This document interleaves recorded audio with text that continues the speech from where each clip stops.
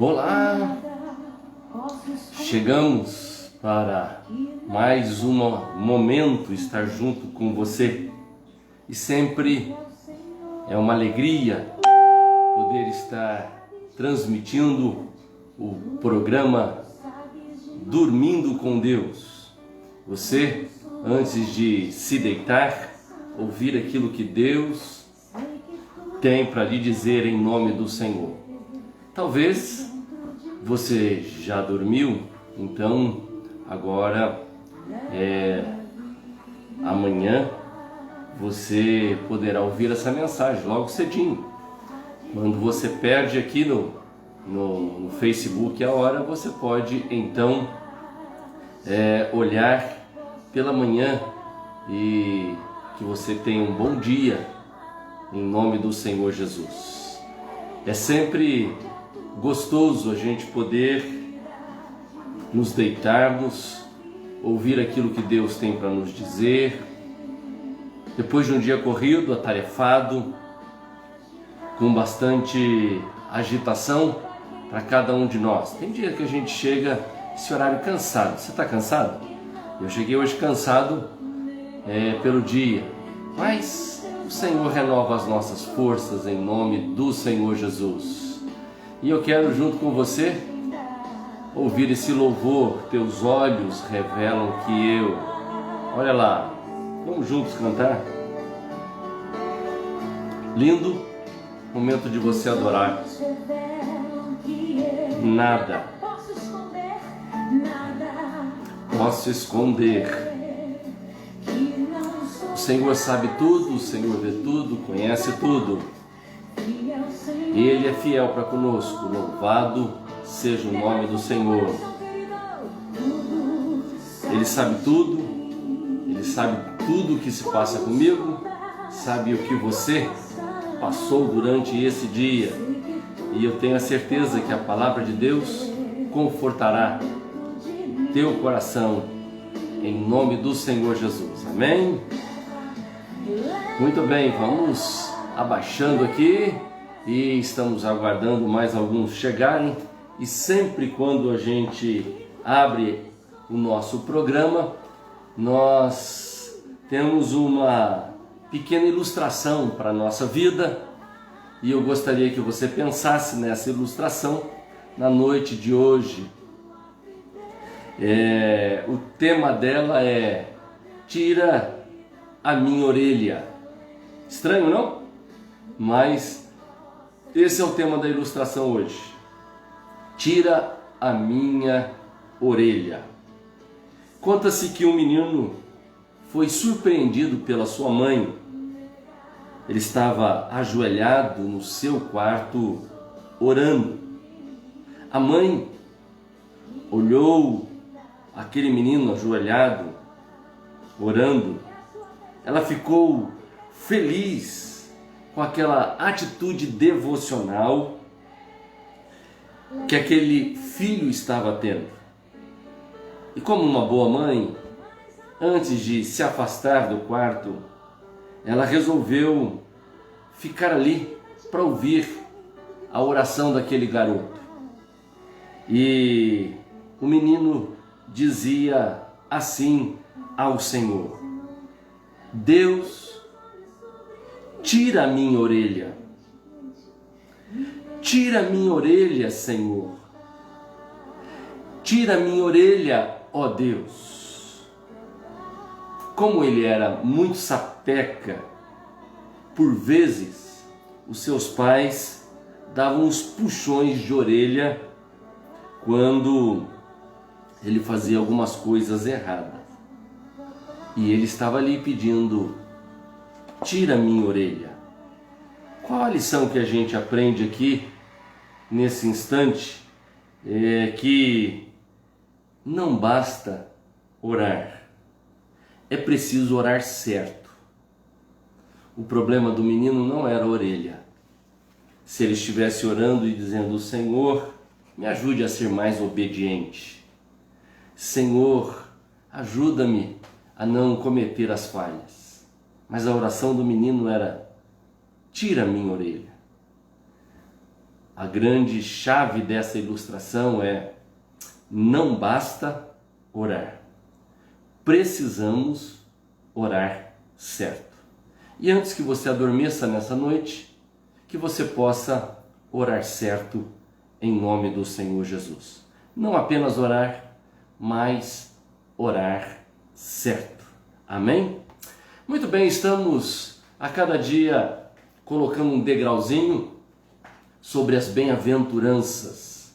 Nas bem-aventuranças nós temos as ações humanas e temos as recompensas divinas. Vimos os pobres de espírito, ação humana, e a recompensa divina é que deles é o reino dos céus. Vimos a ação humana, que é os que choram. A ação divina é que vamos ser consolados. Vimos também os brandos e pacíficos, que herdarão a terra. Os que têm fome e sede de justiça, ação humana, ação divina, serão fartos. Os misericordiosos terão misericórdia, ação divina. Os puros de coração, ação humana, verão a Deus, recompensa divina. Os pacificadores, ação humana, ação divina é que serão chamados os filhos, ou serão chamados de filhos de Deus. Agora nós vamos para bem-aventurados os que sofrem perseguição por causa da justiça, porque deles é o reino dos céus. E essa bem-aventurança, ela se estende um pouco mais para o verso de número 11 e 12. A ação humana é os perseguidos por amor e justiça. Aí a recompensa divina é deles, é o reino dos céus. Muito bem, e nós vamos aqui então para Mateus capítulo de número 5, verso 10. Bem-aventurados os que sofrem perseguição por causa da justiça, porque deles é o reino dos céus. O mundo ama o pecado e aborrece a justiça. Foi essa a causa da sua hostilidade para com a pessoa de Jesus. O mundo foi hostil com Jesus, porque o mundo jaz no maligno, ama o pecado. E todos quantos recusam o seu infinito amor acharão no cristianismo um elemento perturbador. É impressionante, porque se nós amamos o Senhor, nós vamos então ter esse momento conturbado na nossa vida ou perturbado na nossa história por esse amor a Deus e à justiça. Aqui Cristo refere em primeiro lugar a perseguição sofrida no processo de abandonar o mundo e voltar-se a Deus. Desde a entrada do pecado, existiu inimizade entre Cristo e Satanás, entre o reino dos céus e o reino deste mundo, entre os que servem a Deus e os que servem a Satanás.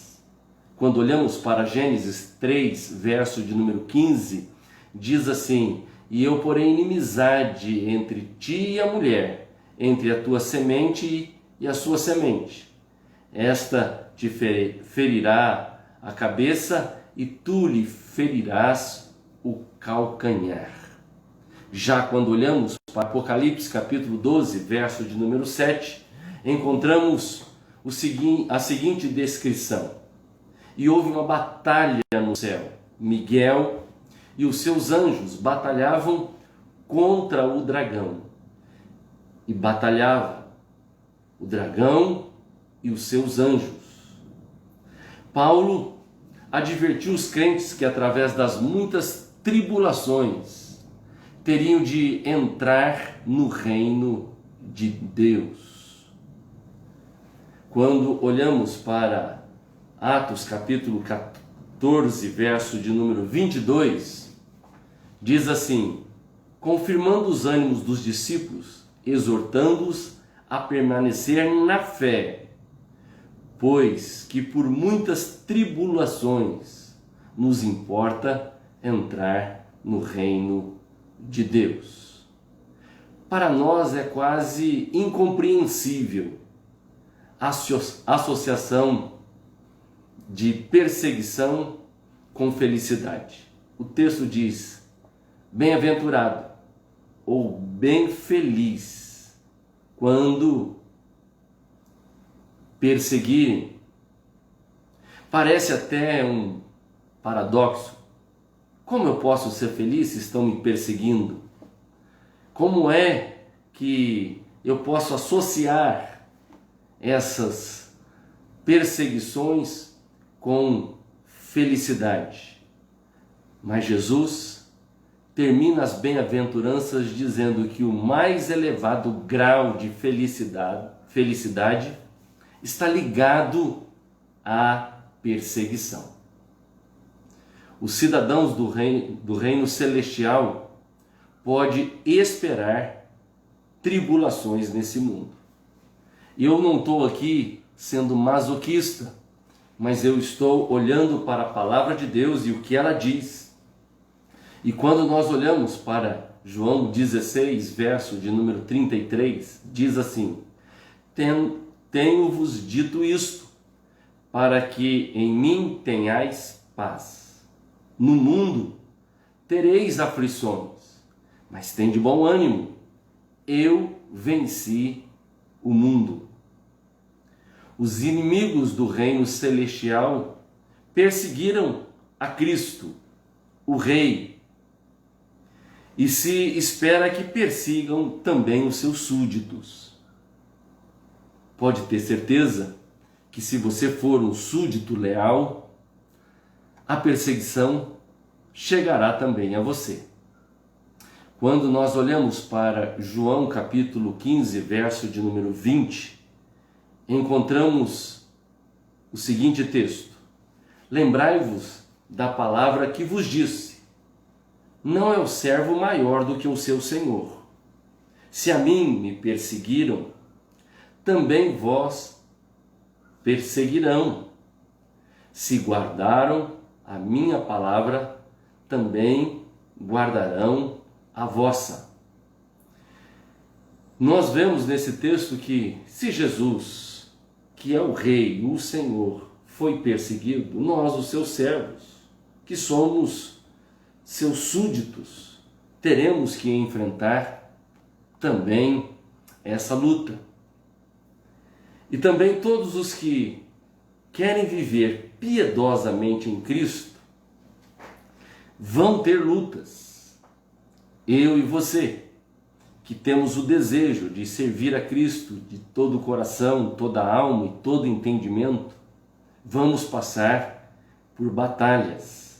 Quando olhamos para 2 Timóteo, capítulo 3, verso de número 12, Paulo, escrevendo a sua carta, e essa foi a última carta antes da sua morte, ele disse: e também todos os que piamente querem viver em Cristo padecerão perseguições. Veja só. E também todos os que piamente querem viver em Cristo padecerão perseguições.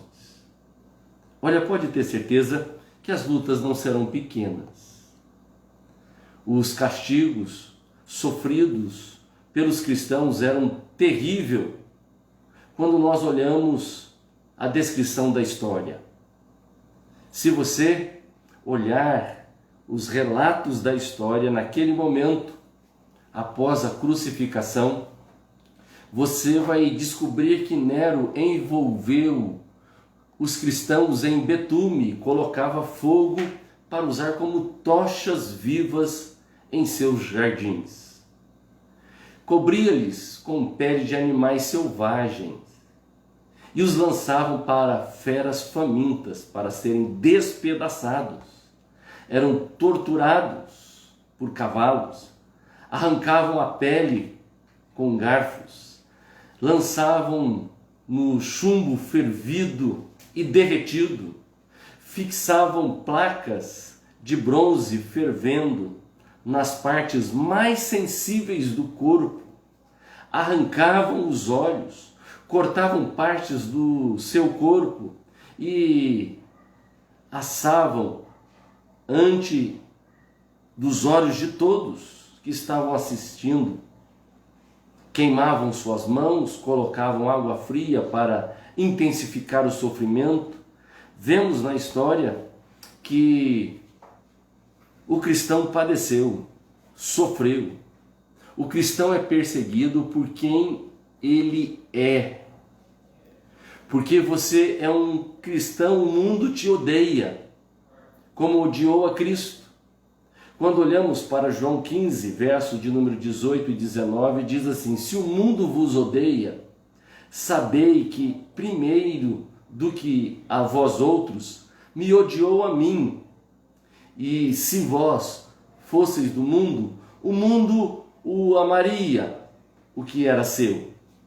Como todavia não sois do mundo, pelo contrário, dele vos escolhi, por isso o mundo vos odeia. João 15, 18 e 19.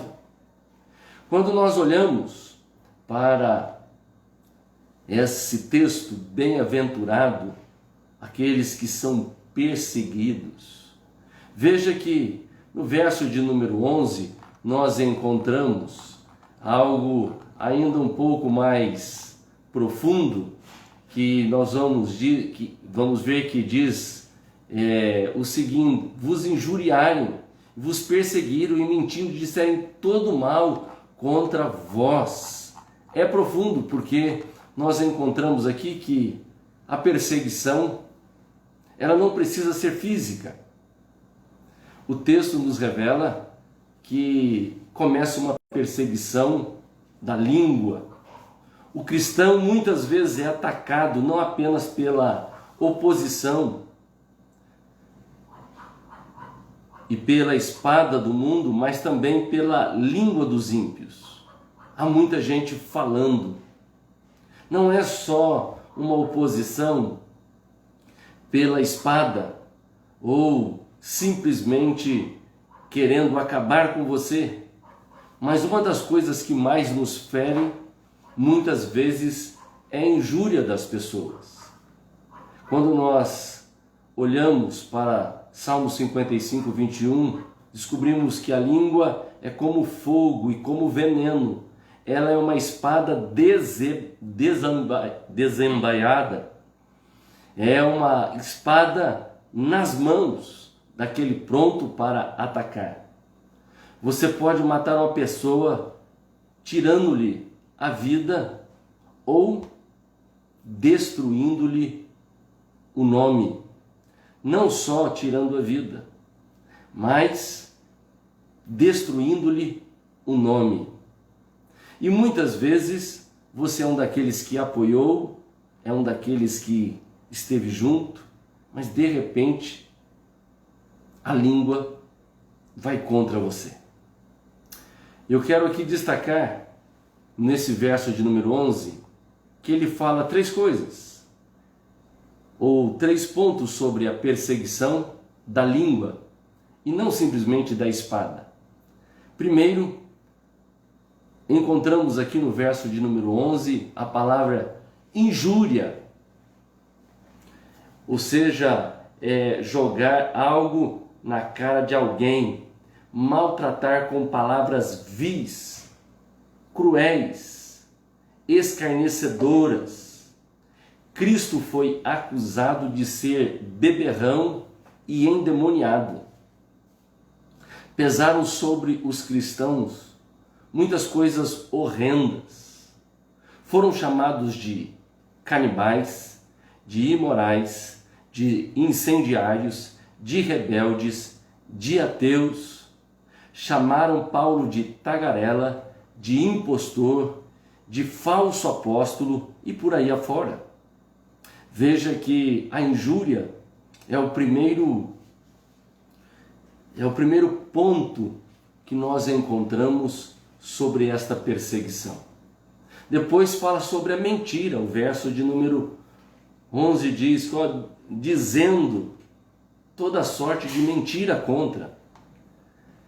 Quando nós olhamos para esse verso de número 11, nós descobrimos que a arma do diabo é a mentira. A mentira é a negação, a ocultação, a alteração da verdade. Chamaram Jesus de beberrão, de possesso, de filho ilegítimo. O cristão é abençoado por Deus, mas é amaldiçoado pelo mundo. Lembre-se disso. Ainda no verso de número 11, a terceira expressão é fazendo mal contra vós. Os cristãos são alvos de maledicência. É a inimizade da serpente contra a semente sagrada.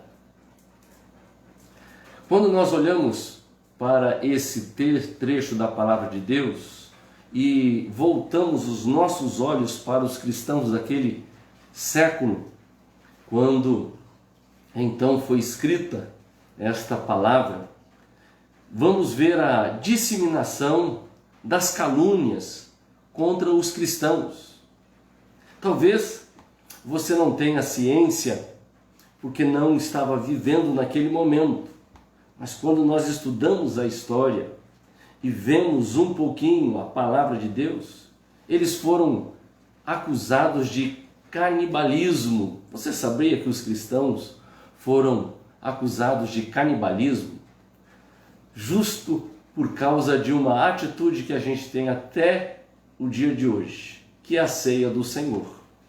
Quando fala que o pão é a carne e comendo o pão estamos ali lembrando daquele sofrimento de Cristo e a sua carne e o sangue de Jesus, eles eram acusados por causa da ceia. Quando o texto diz, este é meu corpo, este corpo é um novo concerto, é a nova aliança. Quando fala do sangue, então havia calúnias em que os cristãos sacrificavam crianças para comê-las. Veja que isso era o momento ali do primeiro século. Ainda naquele momento eles foram acusados de práticas imorais e se dizia que participavam de orgias indecentes. A reunião semanal dos cristãos se chamava de ágape, festa do amor, e esse nome se interpretava maliciosamente. Os cristãos se saudavam com o ósculo santo, o beijo da paz, e isto foi usado para construir a acusação caluniosa a respeito dos cristãos daquele primeiro século sobre práticas imorais. Ainda, aqueles cristãos daquele momento eram acusados de ser incendiários. Nero colocou fogo em Roma e colocou a culpa sobre os cristãos. E os cristãos falavam a respeito do fim do mundo. E o fim do mundo estava próximo. Quando olhamos as cartas e vemos o que os apóstolos escreveram falando da volta e do fim do mundo, era uma mensagem apocalíptica. E quando então vemos que Roma foi incendiada, a culpa caiu sobre os cristãos. justamente por causa desta situação em que eles estavam aguardando o final. Veja só o que diz a palavra de 2 Pedro, capítulo 3, verso de número 12.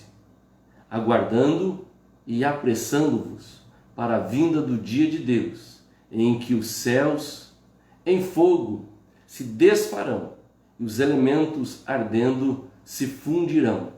Veja que essa era a expressão. Portanto, os cristãos eram caluniados por causa desta palavra e sendo chamados de incendiários. Ainda, os cristãos eram acusados de desfazerem, veja só, os laços familiares. De fato, por causa do cristianismo, foram ocasionadas divisões em famílias. Causava divisões entre marido e mulher, e aí se desarticulava completamente o lar. E haviam calúnias inventadas por gente má. E quando olhamos para Mateus capítulo 10, verso 37, diz assim: quem ama o pai ou a mãe mais do que a mim, não é digno de mim. E quem ama o filho ou a filha mais do que a mim, não é digno de mim. Portanto, os cristãos foram acusados justamente de desfazerem laços familiares. A forma como devemos enfrentar a perseguição é um ponto muito importante nesse versículo. E talvez no dia de hoje você sofreu, não a espada, mas algumas injúrias, algumas palavras duras, que não são reais e nem verdadeiras a respeito da sua pessoa. Como você deve reagir? Não é com ódio, não é com revide, não é com revanche, não é com vontade de acabar com aquela pessoa, mas veja só o que nós encontramos, que quando isso acontece, então há uma profunda alegria. As palavras que Jesus descreve aqui é uma alegria intensa, maiúscula, superlativa, absoluta. A palavra é exultai. Quando isso acontece, exultai significa saltar, pular, gritar de alegria. Parece até algo fora do normal, não? Porque nós encontramos que bem feliz, bem-aventurado é aqueles que são perseguidos. E quando isso acontece, os versos abaixo diz, olha, que você possa se encher de alegria, possa pular de alegria. É alguém, nesse verso está dizendo, é alguém que pula de alegria, uma alegria indizível e cheia de glória. Portanto, os perseguidos são felizes. Esse é o ponto. Por que são felizes? Porque é uma oportunidade para demonstrar a nossa lealdade a Cristo. Olha, ser leal a Cristo quando tudo vai bem, quando tudo vai de vento em polpa, quando as coisas estão dando certo, quando as coisas estão se encaixando, é muito fácil. Mas a lealdade é demonstrada na hora difícil. A lealdade de um marido e de uma mulher é demonstrada na crise do casamento, ou na crise em que estão vivendo. É aí que é a hora de demonstrar a lealdade. É que você, marido ou mulher, está com a pessoa, apesar dos problemas, apesar das lutas. Então, por isso que o texto está dizendo, bem feliz, se exultem quando isso estiver acontecendo. Por quê? Justamente porque é uma oportunidade única para demonstrar lealdade. Você é fiel ao Senhor quando tudo vai bem? Você é fiel ao Senhor quando as coisas não vão tão bem? quando você é injuriado, difamado, quando você é colocado na berlinda, você honra e ama esse Deus? Ele diz, olha, por que os perseguidos são felizes? São felizes porque podem demonstrar a sua lealdade. São felizes porque contribuem com o bem daqueles que vêm depois de nós. Por isso que o perseguido é feliz, porque você contribui para o bem daquele que vem depois de você. Hoje desfrutamos de liberdade e paz, porque homens e mulheres no passado sofreram e pagaram um preço. Isso não faz muito tempo. Até pouco tempo no Brasil, há 50 anos atrás, era muito diferente ser cristão há 50 anos atrás do que ser agora. Qual era a diferença? É que há 50 anos atrás, se você definisse que seria cristão, talvez a sua família te largasse, te abandonasse, como aconteceu na história da família da minha esposa. Quando a mamãe dela encontrou o Senhor aos 18 anos, não foi muito fácil para ela a convivência na família. Mas ela deixou um legado. Ela abriu as portas para que toda a sua casa pudesse ouvir do Evangelho. E qual é a recompensa divina para aqueles que são perseguidos? É justamente essa alegria. Veja só que nós encontramos em Tiago, capítulo 1, verso de número 2 até o verso de número 4. Meus irmãos, tende por motivo de toda alegria o passardes por várias provações. Deixe-me perguntar, nessa noite, nesse dia, quando amanhecer, você está feliz por passar por essas provas, por essas lutas? Você está contente por passar tudo isso que você tem passado? Olha, Jesus parabeniza aqueles que o mundo mais despreza e chama de bem-aventurado aqueles que o mundo mais rejeita. É assim que Deus trata. E veja que o verso de número 10, concluindo aqui a mensagem, ele fala sobre essa posse do reino glorioso. Essa última bem-aventurança termina como o começo, lá a primeira. Os perseguidos por causa da justiça recebem o reino dos céus. Significa que aqui podemos perder bens, o nome, a vida, mas vamos receber o reino eterno, glorioso e para sempre. Os sofrimentos do tempo presente não são para comparar com as glórias por vir a serem reveladas em nós. Romanos 8, verso de número 18. Por isso, concluo aqui com a galeria de honra dos perseguidos. Bem-aventurados sois quando, por minha causa, vos injuriarem e vos perseguirem, e mentindo disserem todo mal contra vós. Regozijai-vos, exultai, alegrai-vos, porque é grande o vosso galardão nos céus. Pois assim perseguiram aos profetas que viveram antes de vós.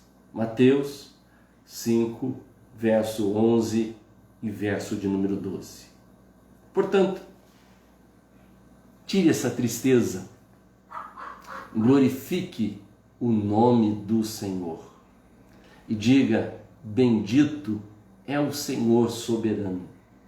O Senhor sabe tudo, vê tudo, conhece tudo. O que eu tenho passado é porque eu amo ao Senhor de todo o coração, toda a alma e todo o entendimento. Que nesta noite você possa ser um bem feliz, um bem-aventurado, os que sofrem perseguição por causa da justiça, porque deles é o reino dos céus. Amém? Eu tenho a certeza que você nessa noite entendeu a palavra de Deus e que você vai aplicar no seu coração em nome de Jesus. Eu tenho a certeza disso e eu quero orar. Vi aqui que a Giovana pede oração pelo Francisco Robson Lasanha, que está internado com problemas cardíacos. Nós vamos orar em nome do Senhor. Hoje eu estive com a Maria das Neves, mamãe da Jean, Ela carece muito das nossas orações. Olha, se você puder estar orando por ela, clamando em nome de Jesus pela Maria das Neves. É uma luta contra o câncer e ela precisa muito das nossas orações. E eu quero pedir a você que esteja orando por ela, clamando assim, como Daniel, 3 vezes ao dia, e colocando em nome do Senhor. Minha tia Terezinha está pedindo aqui oração pela a irmã Rosa e o cunhado João. Vamos sim, é o meu tio, os dois são tios. A Rosinha, que assim nós chamamos, e o João que teve um AVC. Vamos estar orando assim por eles, em nome do Senhor Jesus. Há mais algum pedido de oração? Você pode escrever para nós, em nome do Senhor Jesus. Olha, antes da gente encerrar e orar, quero dizer que daqui a pouco, depois, vou colocar a mensagem no YouTube. A mensagem de ontem já está no YouTube da igreja. E eu tenho mandado às vezes uma pequena mensagem de 1 minuto. E eu quero chamar os evangelistas. Como você pode evangelizar hoje? Já que não dá para a gente ir na praça, você manda a mensagem de 1 minuto, que é da bem-aventurança aqui. Tem 58 segundos, 59. Você manda e depois você manda o link embaixo para a pessoa entrar no YouTube ou no Instagram. E deixa Deus fazer o resto, em nome do Senhor Jesus. Tá bom? Vamos orar? Pai, nessa hora eu chego na Tua presença para suplicar, ó Deus, em especial, ó Deus, pelo pedido da Giovana, pelo Francisco, ó Deus, que o Senhor esteja sobre a vida dele em nome de Jesus. Que o Senhor possa estar também com o meu tio, a minha tia Rosinha, o meu tio João, ó Deus, em nome do Senhor Jesus. Pelo José Pita, Senhor, nós clamamos, que também teve um AVC, que o Senhor possa estar sobre essas vidas. Pela Maria das Neves, ó Deus, eu suplico a Tua graça, a Tua misericórdia por ela. Coloque as Tuas mãos, Senhor. Estivemos orando ali, ó Deus, no dia de hoje, junto com ela. Senhor, que o Senhor a fortaleça, que o Senhor dê graça, que o Senhor dê força ao seu marido, em nome de Jesus. A Jean, que está cuidando da sua mãe, ó Deus, que o Teu Espírito Santo possa estar sobre aquela família que tem passado um momento difícil, Pai, mas que a Tua mão, a Tua graça possa alcançá-los em nome de Jesus. Eu suplico agora por cada um que ouviu essa mensagem, que o Espírito do Senhor possa estar em nome de Jesus, quebrantando o coração, em nome de Jesus e para a glória do Senhor Jesus. Amém e louvado seja o nome do Senhor Jesus. Que Deus te abençoe, que dê uma noite de paz e de tranquilidade, que o Espírito do Senhor possa estar sobre a tua vida, sobre a tua família, em nome de Jesus. Amém. Que Deus te abençoe e até amanhã às 11h15, em nome de Jesus.